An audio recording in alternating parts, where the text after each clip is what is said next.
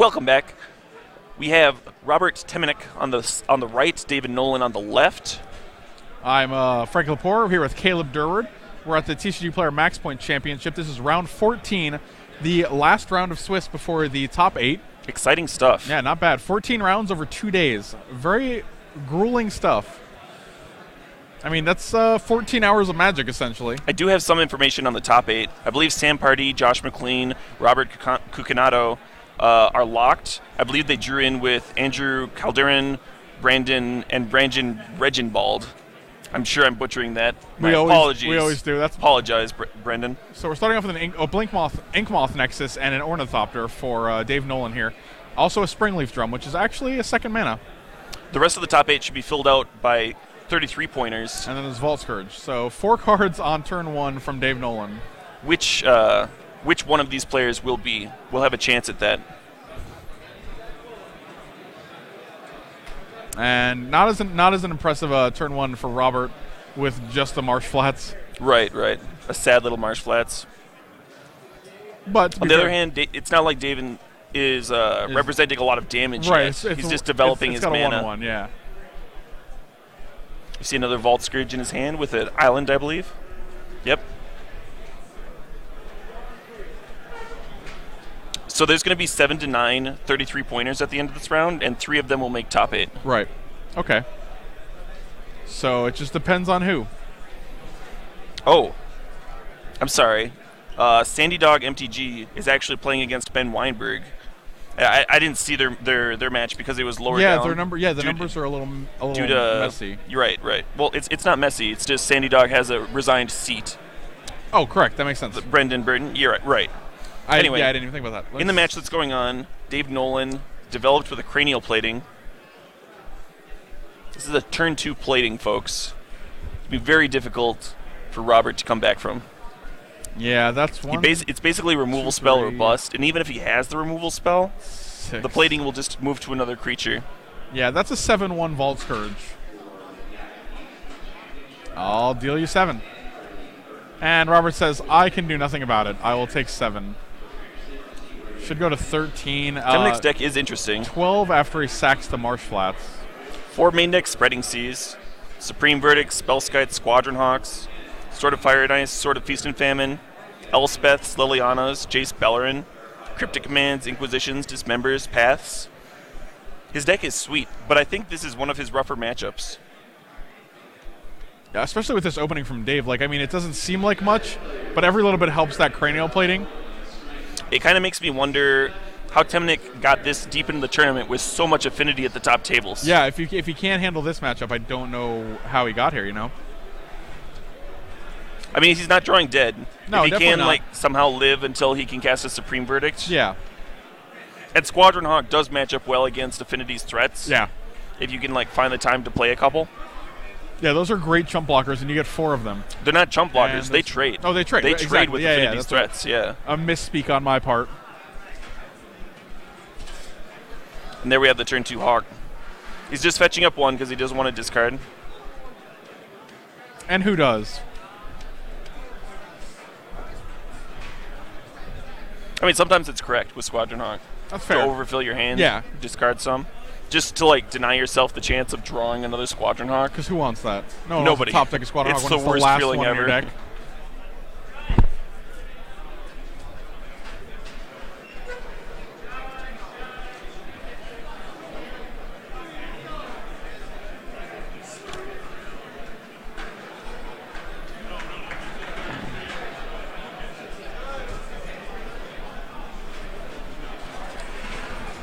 Yeah, so 2 Blinkmoth Nexuses, or Inkmoth Nexuses for Dave Nolan here.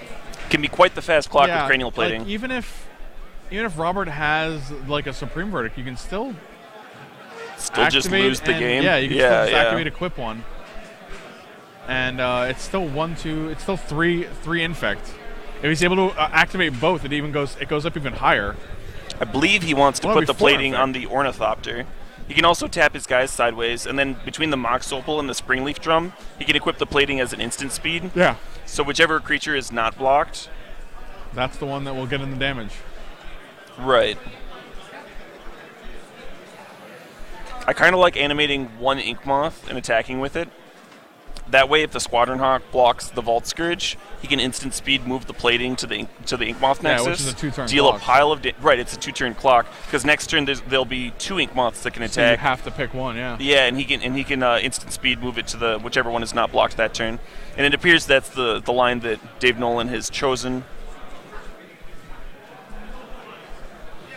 God, and you just look at Robert's board, and he has 1 Squadron Hawk and 2 lands, and it's like right. It makes this you is Dave wonder if Nolan's they're playing the same turn game. 3. I mean, it's not. It's definitely not. Not They're the same game at all. Classes of their own. Yeah, so I like the instant speed re-equip here. Dave Nolan just double-checking his math.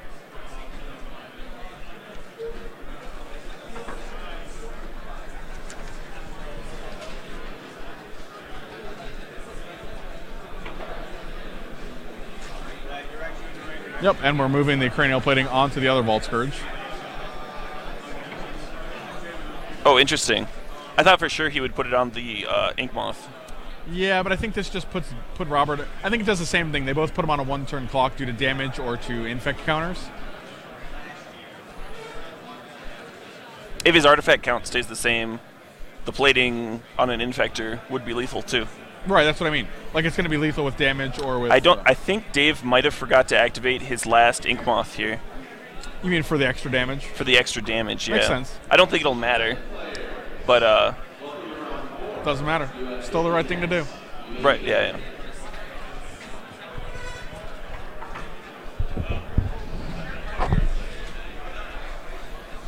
I think Robert might have had a chance this game if he had been on the play.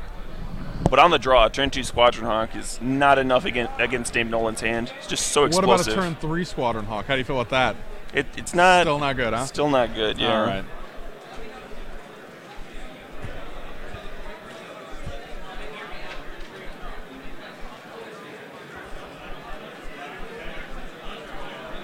Those are Ink Moths, right? So Robert should have a point of infect? Yeah, they're definitely Ink Moths. Yeah. Robert shortcutting his Squadron Hawk. I believe he gave the pass the turn gesture. I think he needs a path to exile here to stay in this game.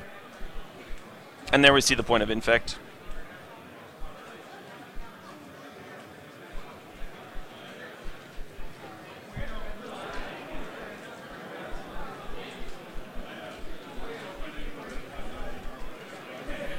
He is playing 4 Path to Exile, so that is a reasonable holding. Yeah, as long as he has an answer, he should be fine. But I mean, it is a matter. Broadcast. He's definitely up. Such a sick card.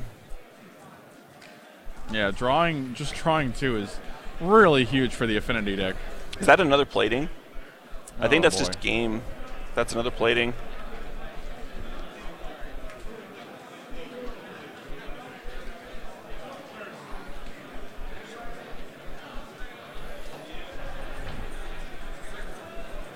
The Ravager. Yeah, I like that. I like running out the Ravager as opposed to the plating here. Ravager's kind of like plating in this matchup. You just put all the counters on the guy who doesn't block. You know? I guess the idea here is he can use the Ravager to instant speed move the plating he already has. Right. So it like has pretty much the same damage value. Yeah, because he can make 2. And now if Robert does have the path to exile, he can get value out of his attacking creature that way. Yeah, good point. You can always sack the guy and put some counters on. Dave's like, all right, go for the win.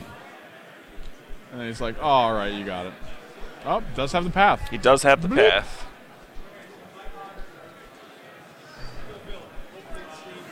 Sack. So I think there's going to need to be more where that came from. Counter on Ravager. Though Supreme Verdict would be pretty good. Like a Supreme Verdict wouldn't win him the game, but it would give him a chance. But this actually looks good for Robert too, because the Vault Scourge and the Squadron Hawk are going to trade as well. Yeah. So slowly but surely, he is able to whittle down a lot of Robert's So I guess he forces. just needs yeah. There's going to be a lot of things that go on this Ravager. Yeah, and because Did he not sacrifice he that passed Ravager? it in response, the equip will fizzle the creature he was trying to equip it to, so it stays on the Vault Scourge. Yeah, that makes sense. How come he didn't sack the Ornithopter to the Ravager? I don't know. And he didn't get a land either, so... He's probably just tired. Okay, that makes sense. He's played a lot of rounds of Magic. Yeah, I wasn't sure if I missed something.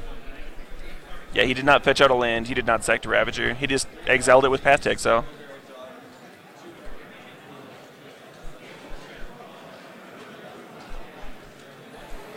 Yeah, he probably, at this point, just thought it didn't matter. Just like, no, I'm going to kill you anyway. Let's just finish this. I don't need counters.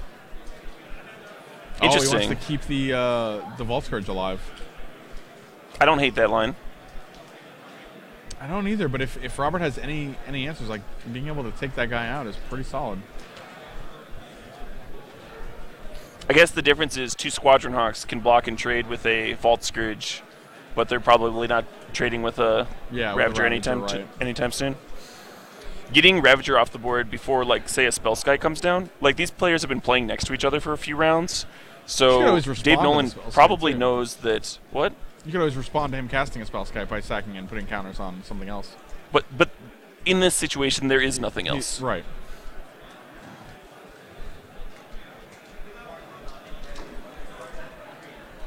So as I was saying, Dave Nolan probably has a pretty good idea of what's in Robert's deck, just from playing near each other.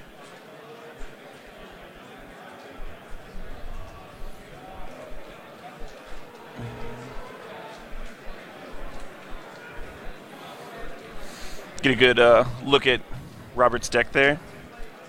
Hot ones like Detention Sphere. Triple Creeping Tar Pit. That's a good dude. Almost better than Colonnade. I think like I prefer Colonnade in this format. Yeah, I prefer Colonnade, but... Tar Pit taps for Liliana, though, so that probably... And he's unblockable, man. Right. He's got 3 power. He probably cures his sword better. He probably does. Because it's cheaper to activate. Cheaper, yeah. And the evasion, yeah.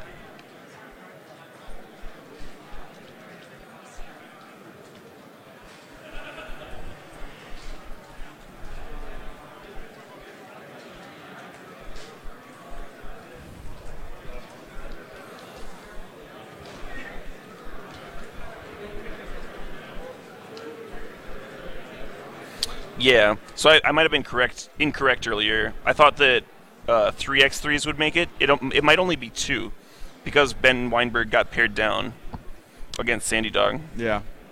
And we have no clue what Sandy Dog's breakers even look like. No, we have no idea. They could be amazing, they could be awful. awful. Standings, we just have pairings right now. Right, yeah.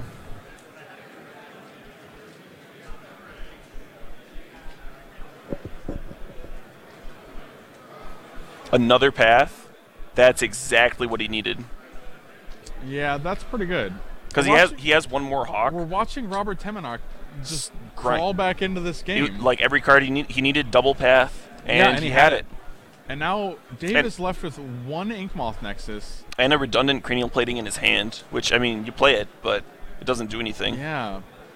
I mean, if you can eventually get that Inkmoth Nexus active and equip him somehow.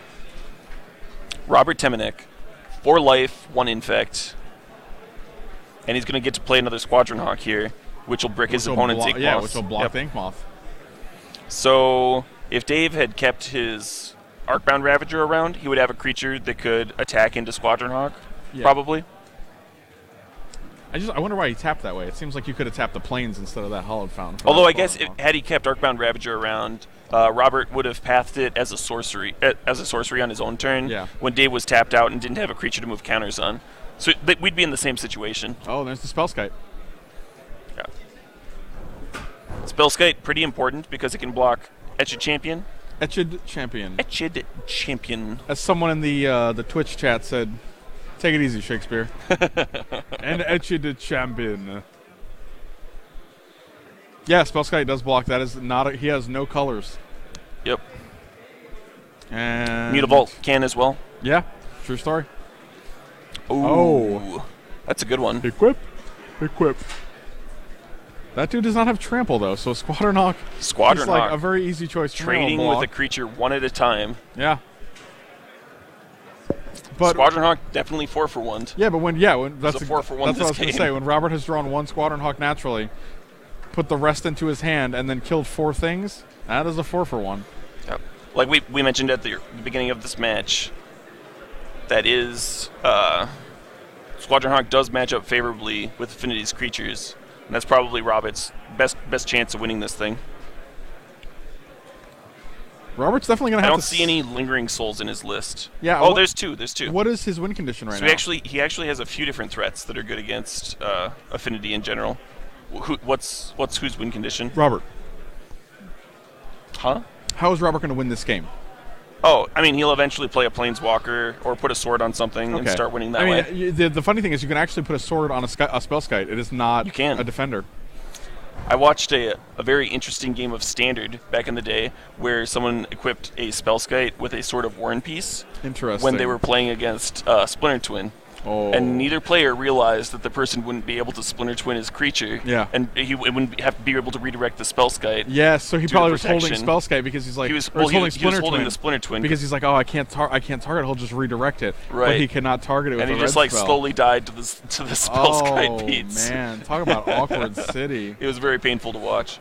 Is that a dismember? That is a dismember. You kind of got the impression that Robert wasn't dead to just an attack. Yeah. But it's not like Dave Nolan can just not attack. Right. Yeah, he's got to get the removal out of Robert's hand.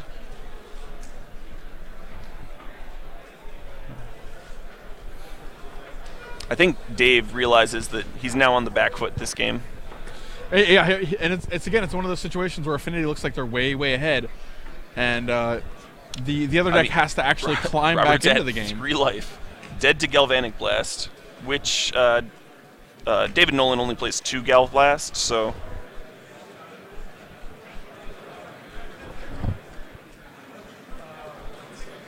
That's a Supreme Verdict trading with the Vault Scourge, folks. Oh, he actually 2-for-1'd himself to get the Vault Scourge off the table because he lost his Spellskite in the process. Welding Jar right on time. That's pretty good. It wasn't really right on time. No, it's a little late to the party. Lying. But, I mean... Creeping Tar Pit. That's a good one. It's going to keep Dave Nolan's next creature around for a little bit longer. Yeah. No, it's not dead for sure.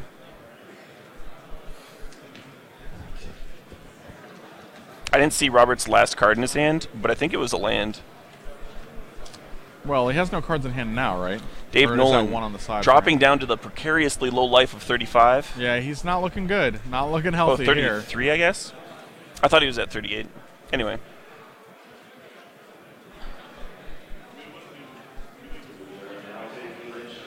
Oh, that's Jace a Jace Bellerin.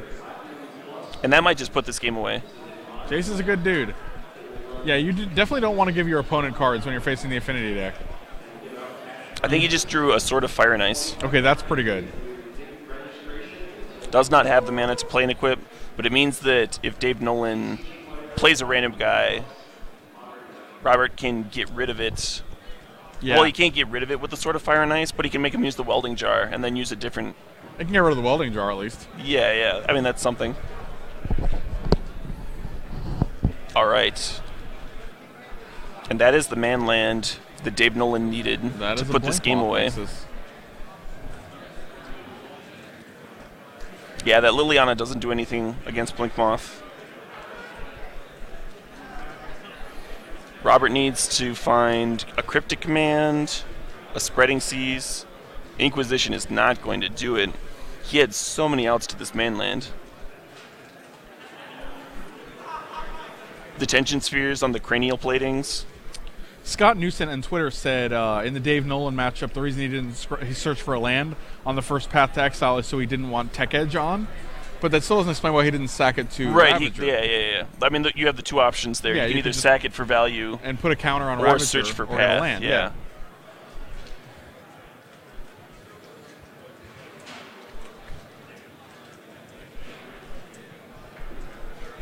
Oh man, sort of Fire and Ice, so good.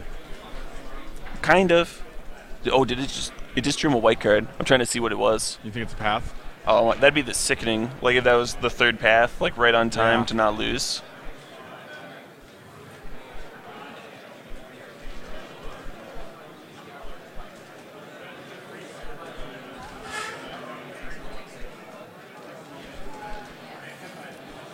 It was his last draw. Yeah, that's the dual deck Path to Exile.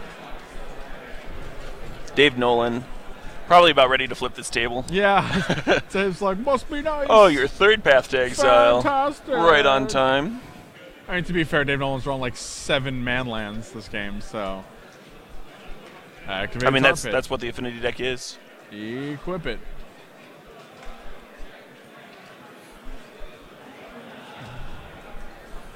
Double draws. There are no Snapcasters. Dave Nolan down to 19. Still high, but I mean, he's been coming down. Yeah, he's down to like a reasonable life total to kill someone from.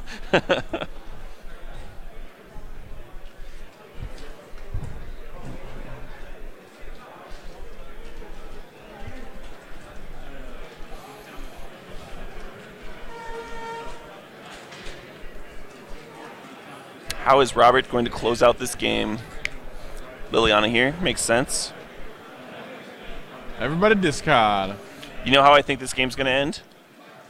I think Robert's going to have it essentially locked up. He'll have the win in like one more attack step, and Dave Nolan's just going to be like, oh, Galv Blast you. You think he's like slow rolling Galvanic Blast? Oh, no, he's not slow rolling. He's just going to top deck it? He's just going to top deck it at the last second. We've had a couple of those. They're both drawing. That's scary. When you're at 3 life, when you are dead to Galvanic Blast, maybe you just tick the Jace Bellerin down the rest of the way. Let it die. Not let your opponent draw one there. Oh, you mean tick it down or tick it up? I don't want them to draw from Jace. If that's yeah. So you take it down, you let the Jace Bellerin die. Yeah. And then they don't draw. Yeah, no, that's fine. The way he did it, he brought him closer to a Galv Blast. I never want to give Affinity a card. Which he has no answer to. Like, he would just die to it. There are a couple Cryptic Commands in his deck. That's a lot of mana to leave up. And I don't see one in his hand yet, so...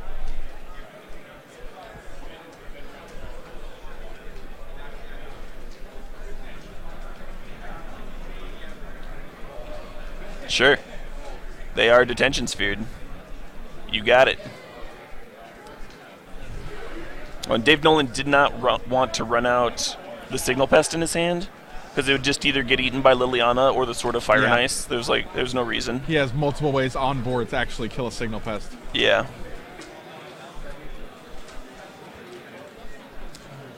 Was that the right play, getting rid of the Cranial Plating? If he got rid of the the Mox Opal with the Detention Sphere, he actually doesn't have a way to cast Galvanic Blast. I mean, he can play a creature and tap a Springleaf Drum. Yeah, but I mean, you have to draw. But if he he can grind him out of cards between Liliana and the Sword of Fire and Ice. You might be right. I think there's this fear that you kill one Mox Opal and they just draw another one. Yeah, they're just gonna draw the second and you're gonna be like, oh. You feel like an idiot. Or he's holding one in hand. On camera in front of all of your friends. Signal Pest comes down. Right, he's gonna go Signal Pest plus Ravager. Oh, Ravager seems real good. One of them's gonna get regenerated by the Welding Jar. The other one's going to get edicted by Liliana.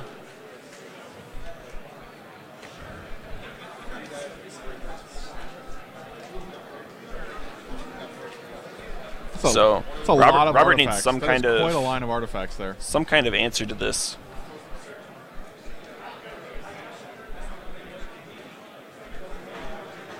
Jace Bellerin doing work.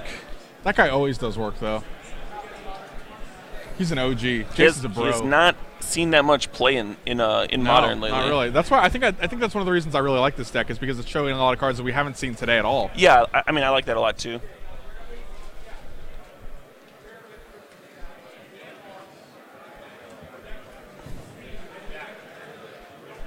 Boom. You got it. You got my Welding Jar. That's probably what I would have Detention Sphered. What, the welding jar? Because it makes the Sword of Fire and Ice just way better. Agreed.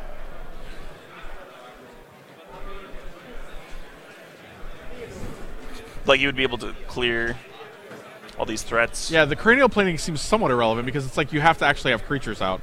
And you have a lot of ways to deal with them initially. And Robert's only at 3 life, so how much does he need that Cranial Plating? No, not much at all, actually.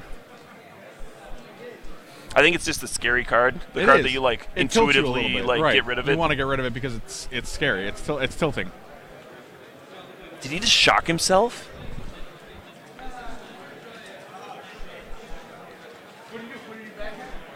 Who, Robert Temenak? He just shocked himself to 1. I think, does he just have... I mean, like, it's not really relevant either way. Like, if he has Galvanic Blast, it's going to kill him at 1 or 3. And with the Ravager on the board, that guy's going to kill him at 1 or 3 as well, so... It's just ballsy. It is ballsy. You're right. I agree.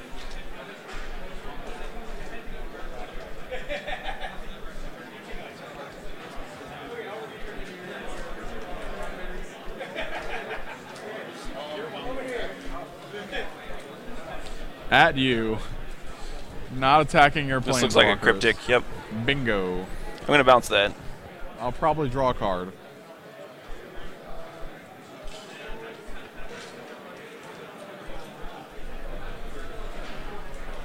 Now, if he sacks it in response, like, does he not? He doesn't. The cryptic command won't draw a card. It would fizzle, yeah. But I mean, you probably want your Ravager. Yeah. I mean, I'm pretty sure it's over for Dave here. Like, he's not taking lethal next turn. How is he not? Creeping Tar Pits. Oh yeah. No, you're right. He goes to 5. And he sees the same thing. Yeah. Me and Dave saw it at the same time. Like, oh right. No. Yep, that's pretty lethal. That's the end of the line, guys. Think for a second. Right. Okay, in these sideboards. Oh, I guess we can talk about the Max Point series. Well, the Max Point series was only for Magic, and next year we're expanding it to HeroClix as well. So if you guys are interested in the HeroClix miniatures, make sure you join the Realms Open Championship. Try to qualify for the Realms Open Championship with the Max Point HeroClix events. Like, you can go to your local store, ask them for Max Point HeroClix events, and they're just local tournaments that you guys can join in order to, competitively play HeroClix more often. One of the things the game was needing was a competitive scene, and now with this series, you'll be able to play it competitively, and that's sweet. It makes me want to learn it. Yeah, I mean, we were talking about this earlier. Like, miniatures are actually really fun. They're kind of hard to get into, especially when there's not very much of a competitive scene. Right. And I mean, as competitive Magic players, that's the sort of thing we're drawn to. Yeah, agreed. Play to win, etc. Play to win, win to play. That doesn't make any sense, I don't think. It makes a little bit of sense. Win. You got to win so you can to play more, pay for your next deck and whatever. I can get behind that. You're traveling. So David Nolan probably bringing in Thoughtseizes. And I think that's it. Yeah, I think he's just bringing in like 3 Thoughtseize. Thoughtseize is a pretty good card. Dismember is fine. Wear and Tear is fine. So there are options. But you can just lose to a Planeswalker too, so. Meanwhile, Robert Temenak probably bringing in Supreme Verdict and Timely Reinforcements. And I think that's it. Bring in 2 cards. Like, Kitchen Finks is a clock, but it's not a very good blocker against Affinity. No, not really. Because most of their guys fly. Yeah. And gaining Which is why Squadron Hawk and Lingering Souls are so good. Gaining 2 life is also not very relevant. All right, you go from 3 to 5. I'll kill you with 8. Oh, okay, you got it.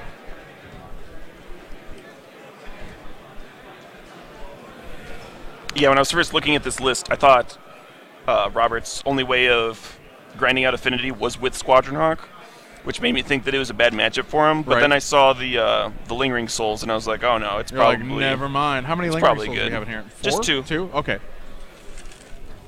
But that's 6 ways of producing 1/1 flyers that cost 3 or less.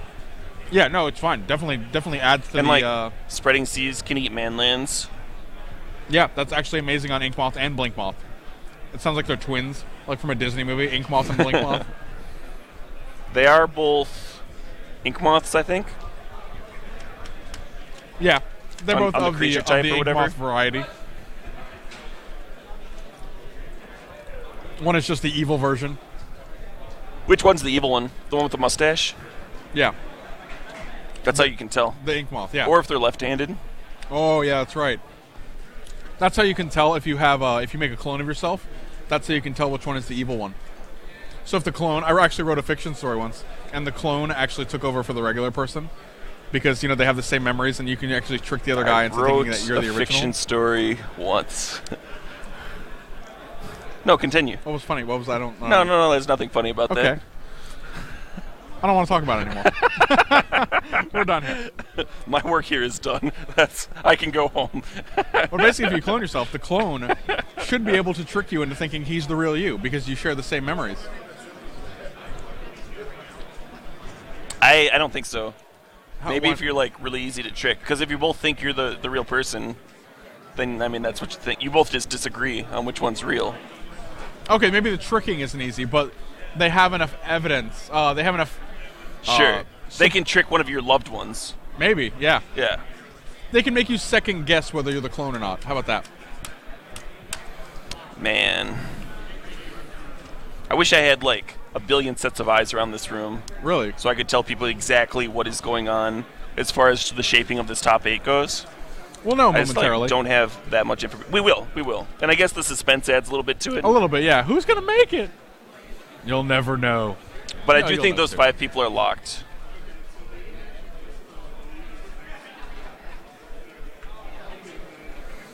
The actual top 8, the people playing for top 8, the pairings are kind of weird because there's 3 36-pointers, but none of them are playing against each other because they've all already played each other throughout the tournament.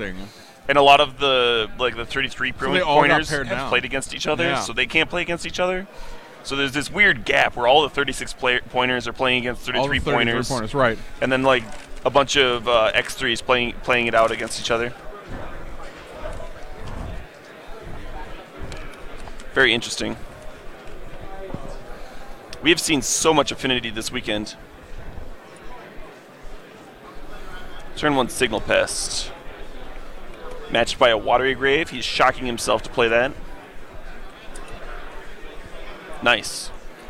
This is the best turn for Inquisition of Kozilek. He can't take that Thoughtcast, but he can take the other threat in Dave Nolan's hand.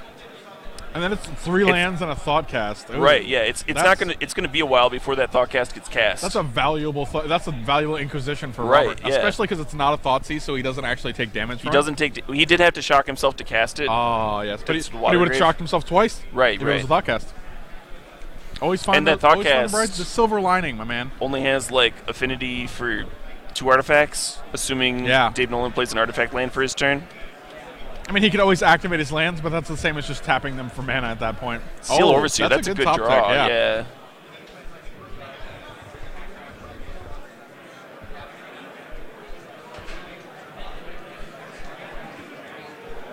Another shock. I think. I don't know. I don't know what to think. I think. I don't know what that's to think. That's a Sorcerer Seed path. I like that. I would do that Sorcerer Speed. I have no problem with that. Make sure he doesn't get the activation Again, in. he doesn't search, though. I guess he just doesn't need the land. Well, as was pointed out in the Twitter, shutting off Tectonic Edge kind of matters. I guess so. Oh, he had his 1 island in his hand. Does he only have 1 island? There's nothing to search one basic for. Land? Yeah, there's only 1 island. Okay. Well, then that answers it this time. He could have picked up his deck and shuffled it. Yeah. But like that also would have told Robert that the only island was in his hand. Right. So you're giving the same information for both actions. Yeah. And Robert actually already knows because he's seen it. So. From the turn 1 Inquisition, yeah. Right. So we're just saving time by not shuffling here. Thank you, Robert. Or thank you, Dave. Very appreciated.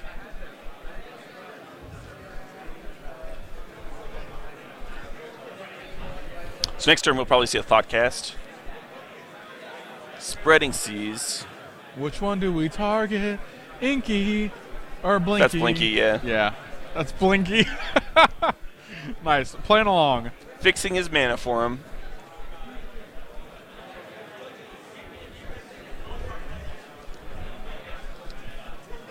I believe if you Spreading Seas an artifact land, it stays an artifact.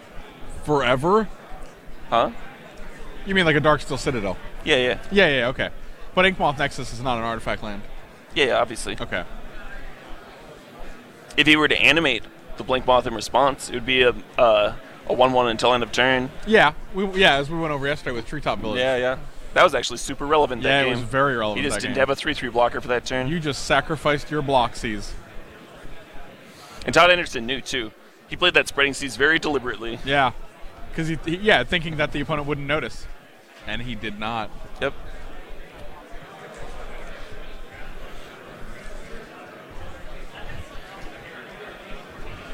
Yeah, there were a lot of players that were a lot of known players that were going deep in this tournament, but like picked up that extra loss in these last few rounds. With no hits this time. I mean, we didn't think he would hit. 2 lands and a Thoughtcast. I probably would have waited a turn on that one. Because if he had drawn a card, he probably would have played it. Or he would have played Thoughtcast. Exactly, the Thoughtcast might gum up his hand to make the Inquisition actually valuable. Well, now he's going to play Signal Pest into Thoughtcast, I presume.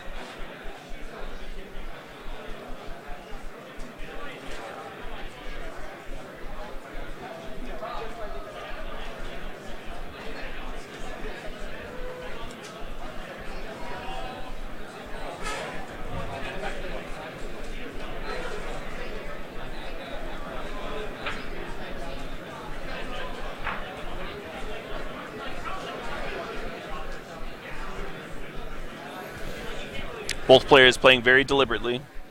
Definitely don't want to screw up this close to the gold. Yeah, and there's the Thoughtcast. What's the prize payout for top 16? Top 16, I'm not positive. Let's check it out.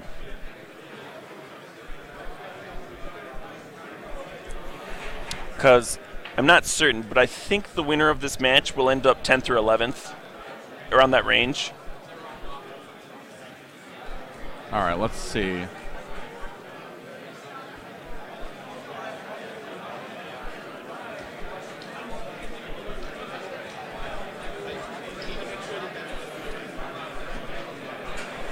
Oh, no. See, and this Inquisition hits. So if he'd saved his other Inquisition, he'd be able to get 2 cards here, but I don't think the Springleaf Drum's that important anyway. Yeah, that turning 1 Inquisition was so good. And then they kind of have this diminishing returns where, like, every turn after that, they get worse and worse. Yeah, because he's had time to play out all the cards that cost that little. Just a miserable top deck, awesome in the opener.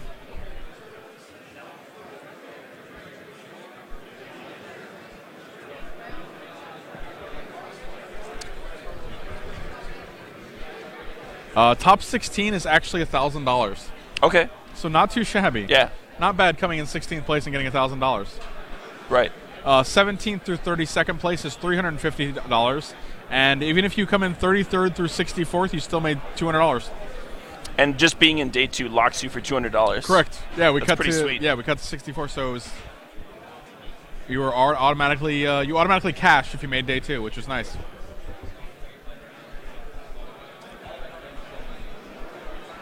What are these cards? Are those Hercules Recalls in Robert's hand? Are those old school Hercules Recalls? No, they're not in his sideboard. Oh. Yeah, they are. Apparently they are, yeah. You savage, you. I don't see.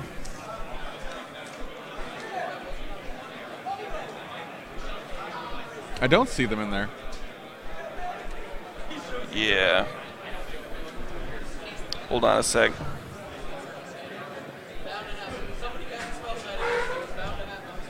I'll be right back with you. Okay, yeah, that sounds good. We're actually going to look into that because it's actually not listed on his sideboard. And it looks like he has 2 in his hand, so that's actually a very relevant card in this matchup. There's a Squadron Hawk, so we're going to be able to refill our hand here, draw actually 3 other Squadron Hawks. Which, as we mentioned, Squadron Hawk's probably one of the best cards against this deck because it actually draws you 3 cards, and all the 1/1s are very relevant against Dave Nolan's 1 toughness creatures. So really easy to just block and stay in the game for a little while. What did we figure out? Anything? We did not figure out anything. I just brought it to their attention. Yeah, the deck list is being given to the head judge. And that actually might cost for a game if it's a deck error. Yeah, that's typically a game loss to misread like that. But it's weird that it hasn't been caught till round 14, you know? I mean, sometimes people just and if he hasn't been don't change their, like he had some scribbles on his deck list. Yeah. Sometimes people like mess up, think they regged a card that they didn't. Right. Or like I mean, if no one's actually looking at your deck or checking like throughout the day. Yeah, if he's never deck checked, something like that can go without getting caught. Especially if like he'd noticed that there was a lot of affinity like right before the tournament started and made some last minute adjustments. Forgot to write them down.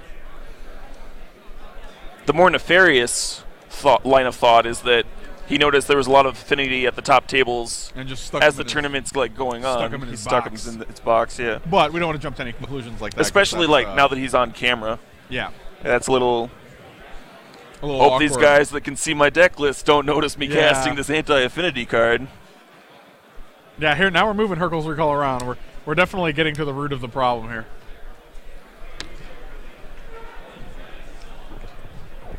Yeah. And at a point like this, I'm pretty sure it was a mistake. At a point like this, usually they'll check your deck box to make sure you only have 15 cards for a sideboard. It's why you want to keep. It's why judges actually make sure that when you have a deck list in a box, and they are scooping up cards. So something happened here. You have the 60 cards for your deck, and then you have kind 15 of a judge cards ruling for your sideboard. Can we get the judge ruling? Do we know what it is? Okay. The judge at the table doesn't have his headpiece in, so we don't actually know what's going on. It looks like it's probably a game loss going to game 3.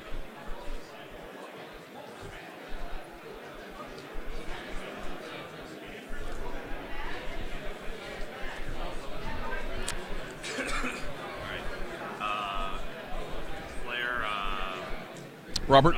Yeah.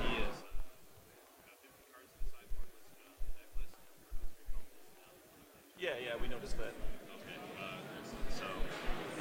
John is going to talk to the players, see what's going on. There's going to be a slight investigation. Is there another match that we can cut to? Okay. Can we move another match over? That would be great. Yeah, thank you. Oh, they're in the middle of a game? That makes sense. Sure, thank you. Okay, we're gonna get to the bottom of this. There's apparently a slight investigation going on just to make sure that everything's on the up and up. The head judge is gonna talk to the players, see if there's any nefarious purpose. They're pretty good at doing investigations. I don't think this was nefarious. I think he just misregged. People do it all the time. Right, I've gotten game losses for misregging. Yep. It happens to everybody if they play enough Magic. Yeah. Especially an event like this with 2 different deck lists. Things can be hard to keep track of. And I was just saying earlier, usually you want to keep your 60-card deck and your 15-card sideboard in your box, because if they look in your deck box and you have your 60-card deck, your 15-card sideboard, and then a couple extra cards, it's very possible. Thank you. It's very possible that you could. It's very possible. Sorry about that, folks. That you could just be switching those cards out throughout the matches. Yeah.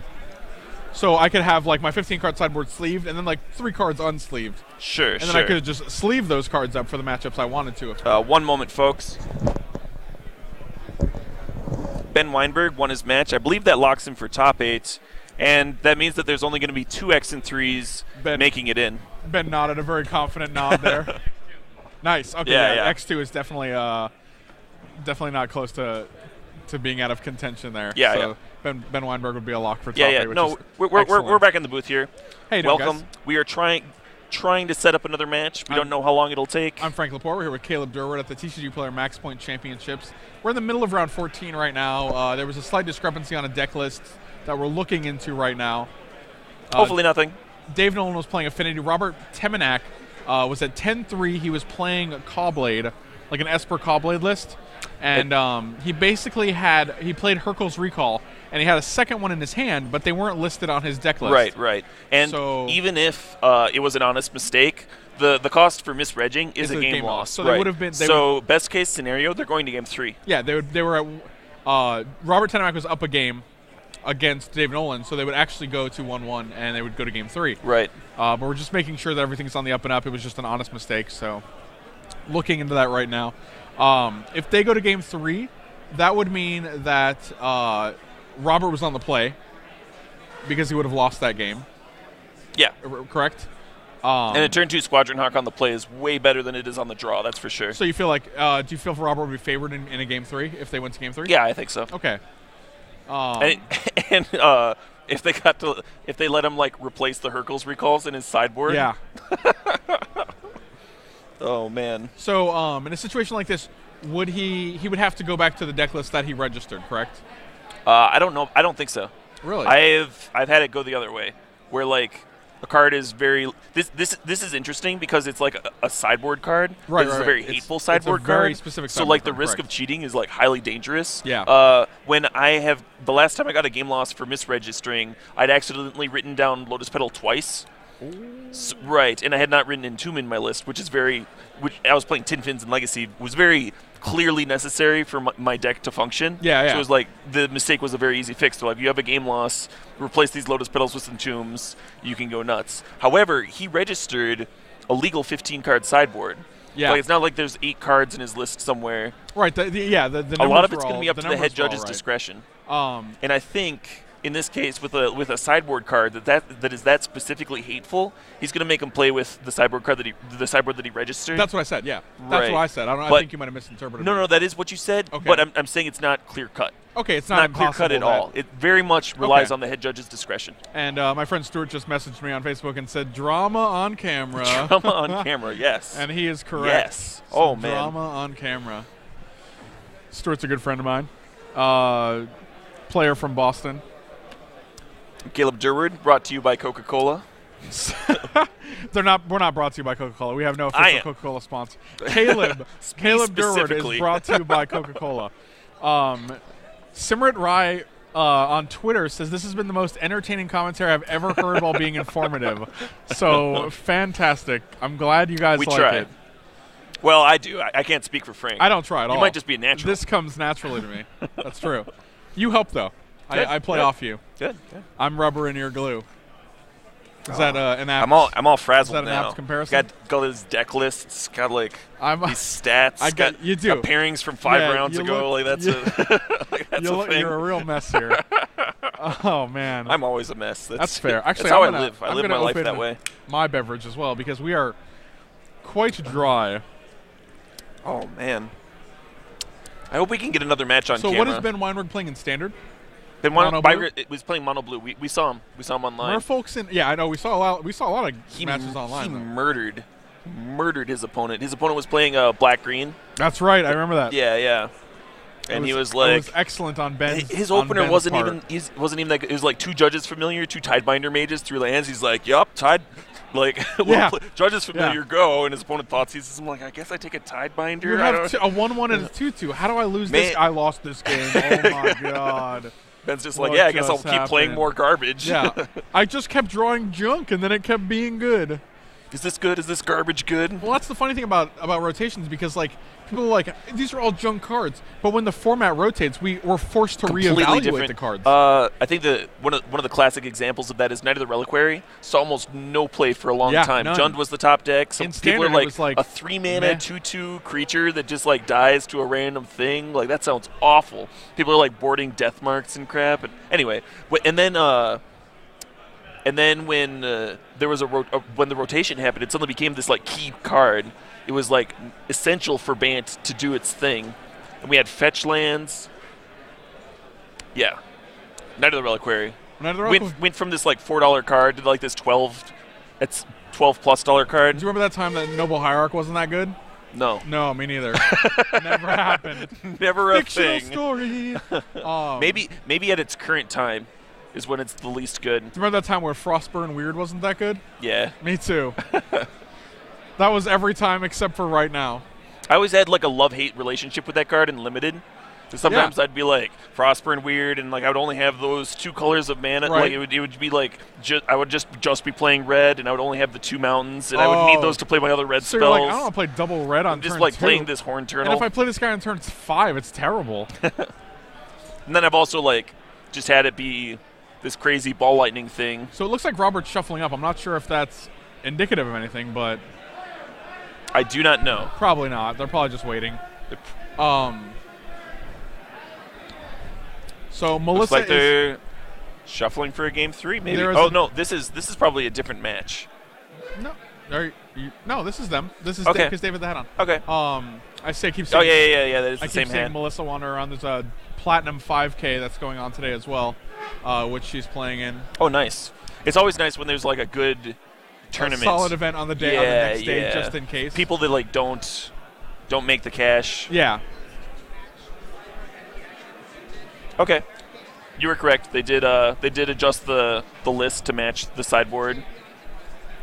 Wait, that's what I would have done, or that's not what I would have done. That's not what I said. The sideboard that he presented is basically under current policy. We go with what you have. Okay. It is what it now matches. Okay. I just thought it was weird because it was specifically. It was really sweet. I mean, I don't think we have 2-party verification that those cards have been in his possession since the beginning. Sweet. Okay, so All right, it has been verified that he did, in fact, have... Our head judge, John Aldifer, actually confirmed that under current policy, whatever 15 cards you present is your sideboard. Right. So he is getting his game loss. He's getting his Hercules recalls, though. But he does get to have his Hercules recalls, right? So he's traded a game the head loss judge, for some Hercules recalls. I questioned the head judge because Hercules recall is so specifically good against Affinity that that might be fishy. Because if I was watching at home, that's the question I would have. Right. And he said that he had 2 accounts, 2 second-party verifications that those Hercules recalls have been in his sideboard since the start of the tournament. Okay, that seems good. So it must have just been the snafu. Like I said, there's lots of scribbling on his list. Like he probably made some last-minute adjustments. Yeah, there's even more scribbling now that they went over it. Now that they added some Hercules recalls to his sideboard. It looks like we swapped out 2 kitchen finks for 2 Hercules recalls. Okay, that makes sense. Yeah, that seems fine. I guess he had no kitchen finks in his sideboard. We are in game 3 though. Hercules recall definitely a much better sideboard. Robert started with another Inquisition of Kozilek. And this time it looks very similar, actually, only we have a Steel Overseer, a Springleaf Drum, a Memnite, an Ornithopter. That's a sweet Affinity hand. This is an amazing hand. He can pretty much play everything. I would have taken the Steel Overseer as well.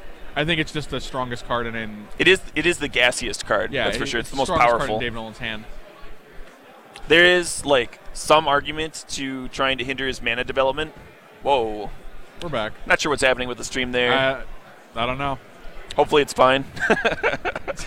I'm not tech savvy. My friend Stuart said that clone story, that clone conversation that we had was amazing. Oh, really? And I should just post the story on Facebook now. That's what he told me.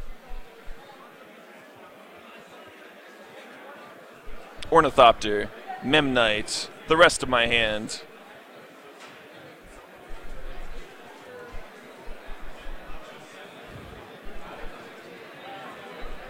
Mana for days. Has not played his land yet. Yeah. Only 4 cards. Because who needs it, am I right? Well, he might want to play a man land. True. That's actually very Depends intelligent to play the Thoughtcast first. Yeah. Tight play by Dave Nolan there. Looks like he drew into his Signal Pest. That's some good aggression. And another Ornithopter. You know what Signal Pest looks bad against? Tell me. Squadron Hawk? Squadron Hawk. Fantastic. Fantastic. And a Lingering Souls as well. And a Glimmer Void. Okay. Tap the Glimmer Void.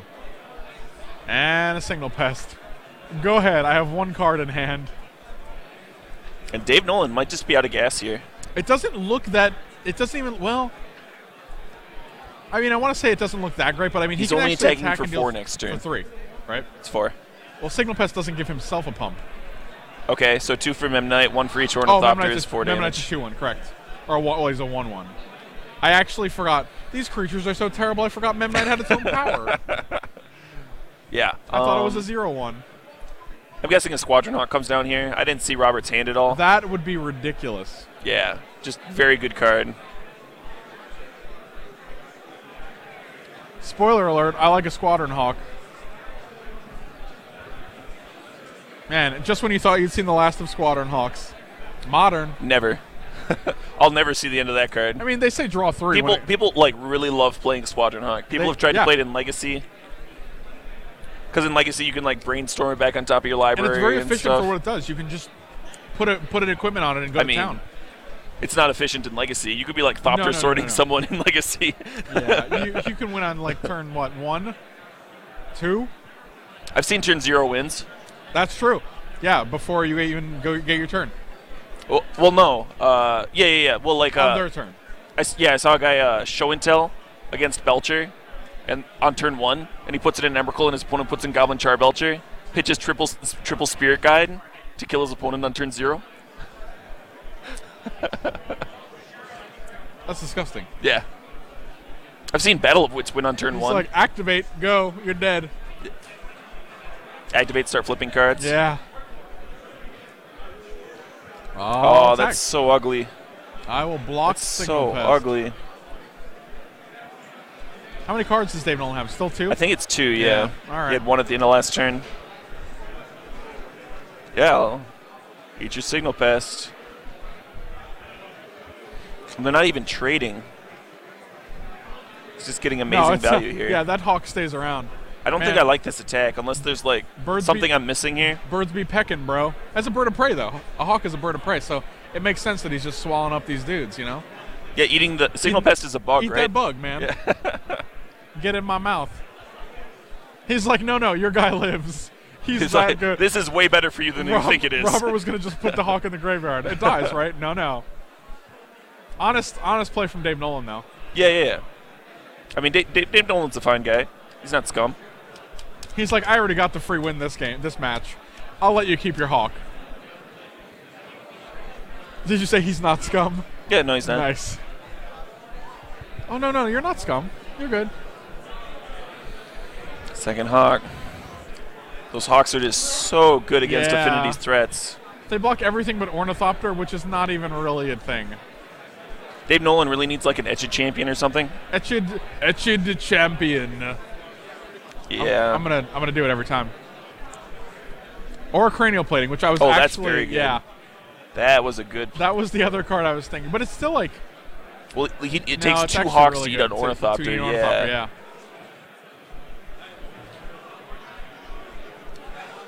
Yeah. And I kind of like tapping the extra Ornithopter here and attacking with the Memnite and the Vault Scourge too. Yeah, just because then it he's forces chumping. the trades, right? Now that I know he's just going to chump, I like this attack better. This seems fine now that was Robert's I guess decision. trading off artifacts makes the cranial plating way less powerful.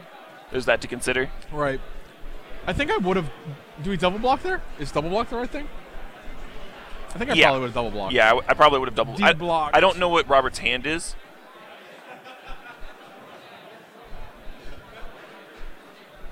I think he's trying to just delay the game until he can get to a Supreme Verdict. I think I say a timely reinforcement at the end of his hand. I think that's solid. It's not that good. 6 life is what? Really? 6 life is yeah, that's relevant. like a fog.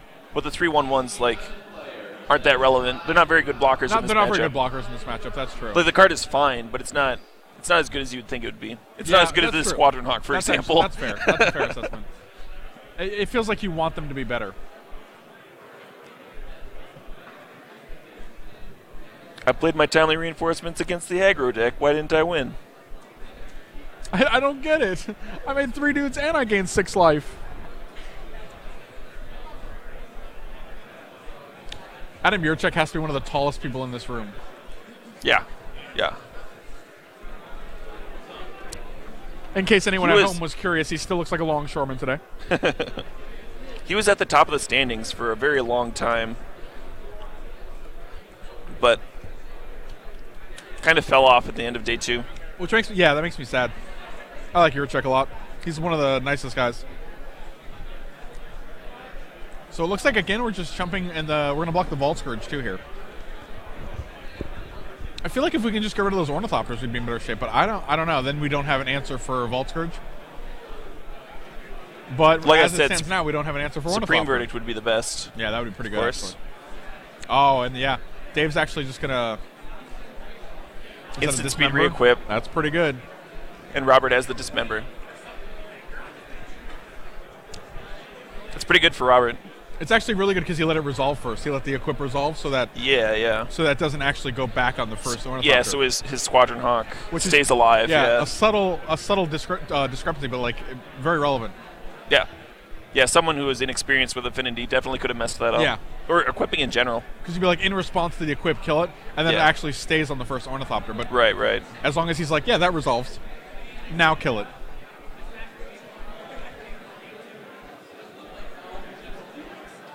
That should keep him alive for a couple turns. Or maybe a turn. It buys him a turn, yeah. Well, he can block Memnite. His only 2 creatures are Memnite and a I don't think Memnite was adding to the clock much already. No, but I'm saying like if he blocks Squadron Hawk, the threat of switching the cranial plating to the Memnite is non-existent. Yeah. But if he wasn't casting timely, he was playing another Squadron Hawk, so. But he has 2 turns now because he can block 1 turn with the Squadron Hawk and then take a hit as well. Yeah, I mean the 6th life is definitely the most relevant part of that card. Correct. 3 mana fog. But I really wish Moment's Peace was in this format. That card, that's a good that was card. like the most demoralizing card ever. It really was because like after they do it for the first time, you get to look at it in the graveyard until they use it again. Yeah. Like it's just sitting there. I guess we've got like Deathrite Shamans and Scavenging Oozes. Moment's Peace might actually be fine in this format. What just happened to that Squadron Hawk? It chumped. Oh, it just blocked the Ornithopter. Yeah, yeah. Right on. Are we going to see a Supreme Verdict here? I think I see another Dismember That's actually in pretty Robert's hand. good. But Dave played an Inkmoth Nexus. Oh, and That's pretty good. That's real good.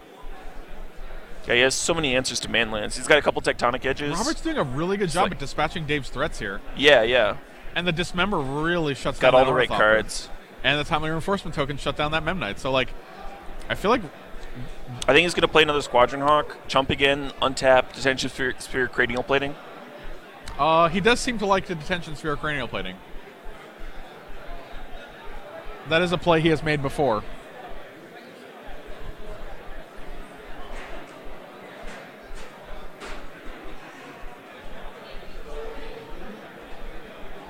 Only one blue source. But you only need one blue source for Supreme Verdict, so it's probably fine.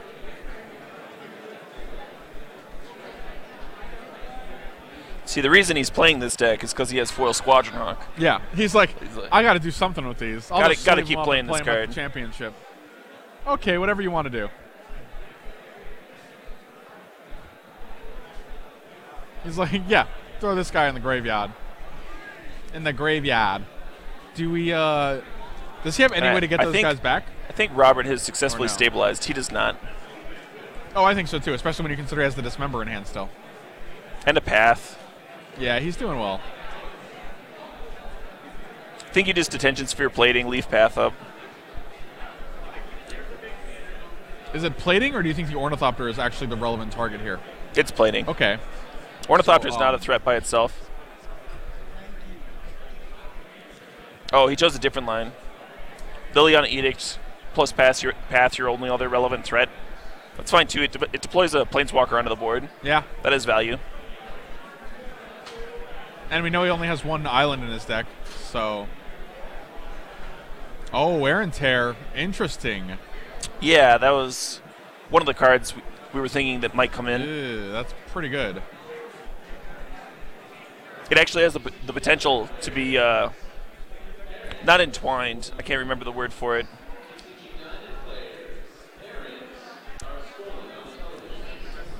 And actually, Dave Nolan just cast a second Mox Opal, and that caused him to actually have to sacrifice the first Mox Opal.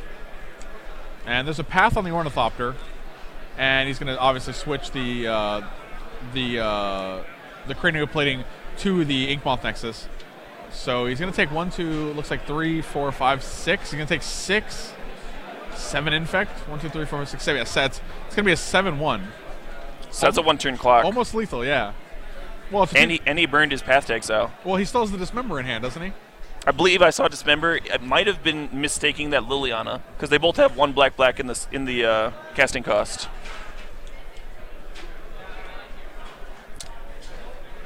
Shouldn't they have an extension?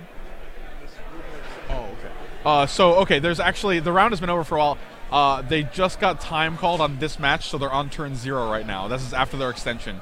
Interesting. This is intense. Yeah, I so don't think the they might draw. yeah, I don't think the Esper player can actually win the game. The Affinity player has a chance. Yeah, it doesn't. Robert's gonna need more than three turns to deal 18. Right. Whereas Dave Nolan, it's possible for him to do 3 Infect over the course of the next 2 Yeah. turns. Or his next 2 turns, rather. Really depends on Robert's hand. And there's a Spellskite. I don't know if that's gonna what. That how doesn't really do anything. How does he does have Dismember though? Are we sure about that? Yeah. We are not. It does look like there's a Okay, Dismember. so I was probably right earlier then. And then he's going to equip it, I imagine. Bloop. Bloop. And he's going to tap all 3, yeah, and promo Dismember that guy. Bloop. Dave Nolan needed an Arcbound Ravager off Yeah, the top that there. would've Oh, I been guess nice. that wouldn't have done anything against Spellskite. Oh, Yeah. right, you just, redirect that thing. Spellskite's a pretty good dude. It looks like they're drawing, Well, that's unless it. one of these players wants to scoop. That's a Hercules Recall and a Detention Sphere in Robert's hand. Not too useful. I might even recall as a sorcery. Kills the Glimmer Void. Makes Dave spend 2 turns redeploying his stuff. Yeah, it doesn't even seem relevant, though. kind of relevant. Well, you can just use no, not really, because none of those guys have haste. So Robert can just use it on his next turn and guarantee that Dave can't win on his third turn. Yeah, that's if fair. he gets another turn. He doesn't. Okay. This is Dave's turn 2. turn Robert's going to 1. have his turn Okay. 5, or his third turn, but turn 5 of turns. There's an old Pestaruski. They equip that dude. He's like, no, it doesn't matter. Robert's We're just like, gonna would go you out. please We're just concede? done. I have a Hercules recall. I will probably Will win. you please concede? Yeah. That is what's happening here. I mean, they're both 10-3. Like,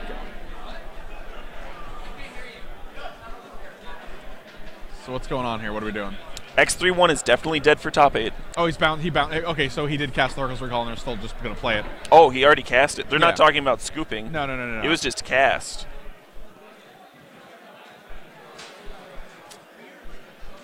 Your turn. He's like, all right, I guess I'll go. It was interesting. See if I can deal you 12. Oh, I can't.